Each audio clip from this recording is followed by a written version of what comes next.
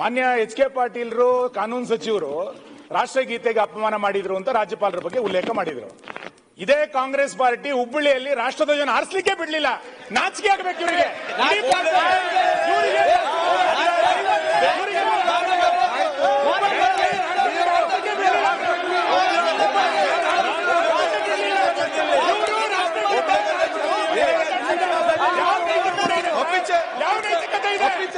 ಯಾವ ನೈತಿಕತೆ ಇದೆ ಅವರಿಗೆ?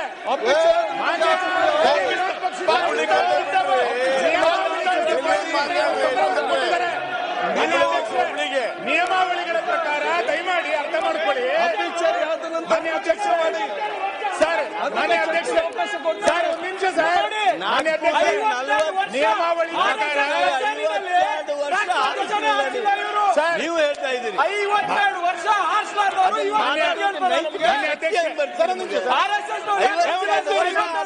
ನಾನು ಮಾತಾಡ್ಬೇಕಾದ್ರೆ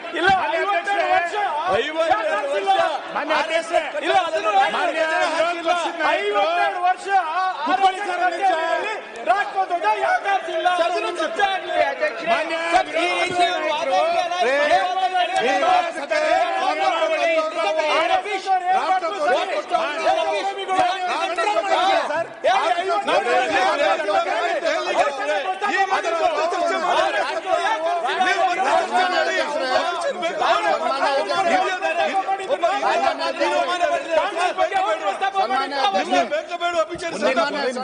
ಸರ್ಕಾರದ ಹಿರಿಯ ವರ್ಷ ತೀರೋಗಿದ್ದಾರೆ. ಅವ್ರು ಏನ್ ಬೇಕಾದ್ರೂ ಮಾತಾಡ್ತಾರೆ. ನಿಮ್ಗೆ ಬೇಕಾ ಬೇಡ?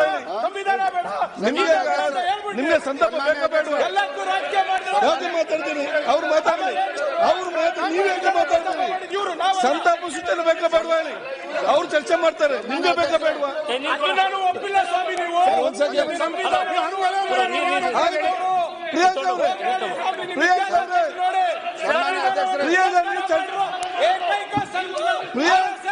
ನಿಮ್ಗೆ ಚರ್ಚೆ ಬೇಕಾ ಬೇಡವಾ?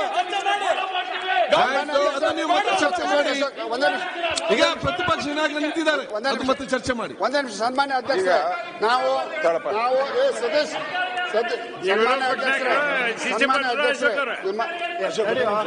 ಸನ್ಮಾನ್ಯ ಅಧ್ಯಕ್ಷ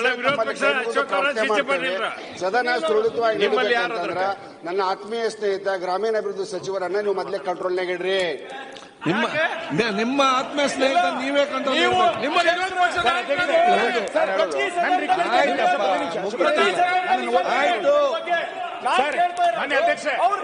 ಈಗ ನಿಮ್ಗೆ ಸಂತಾಪ ಸೂಚನೆ ಬೇಕಾ ಬೇಡ ಹೇಳಿ.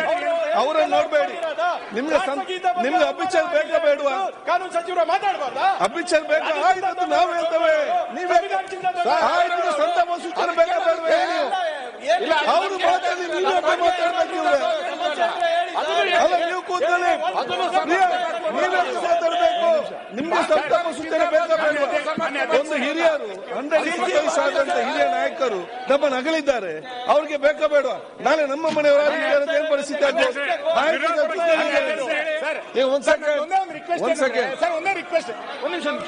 ನಂದು ಒಂದೇ ಒಂದು ರಿಕ್ವೆಸ್ಟ್ ಏನಂದ್ರೆ, ಈ ಪ್ರದೀಪ್ ಈಶ್ವರ್ ಸರ್, ನೀವು ಅಸೆಂಬ್ಲಿಗೆ ಬಂದದ್ದು ಸಂತೋಷ. ಅದು ಈ ರೀತಿಯದ್ದು ನೀವು ಕೂತ್ಕೊಳ್ಳಿ. ಪ್ರದೀಪ್ ಅವರೇ, ಪ್ರದೀಪ್ ಸರ್, ನಂದು ಒಂದೇ ಒಂದು ರಿಕ್ವೆಸ್ಟ್ ಏನಂದ್ರೆ, ನೀವು ಪ್ರದೀಪ್ ಅವರೇ ಸರ್, ಸದನ ತನ್ನ ನಿಯಮಾವಳಿಗಳ ಪ್ರಕಾರ ನಡಿಬೇಕು. ಮಾನ್ಯ ವಿರೋಧ ಪಕ್ಷದ ನಾಯಕರು ಅವ್ರು ಮಾತಾಡ್ ಕೂತ್ಕೊಳ್ಳಿ. ಮಾನ್ಯ ವಿರೋಧ ಪಕ್ಷದ ನಾಯಕರು ಈಗಾಗಲೇ ಒಂದು ಪತ್ರವನ್ನ ನಿಮಗೆ ಕೊಟ್ಟಿದ್ದಾರೆ. ನಿಯಮ 27 ಏನ್ ಹೇಳ್ತಾ ಇದೆ ನಿಮಗೆ ಕೊಟ್ಟಿದ್ದಾರೆ. ಆ ವಿಷಯ ಪ್ರಸ್ತಾಪ ಮಾಡಕ್ಕೂ ನೀವು ಬಿಡಲ್ಲ ಅಂತಂದ್ರೆ ಸದನ ಹೆಂಗ್ ನಡೆಯುತ್ತೆ?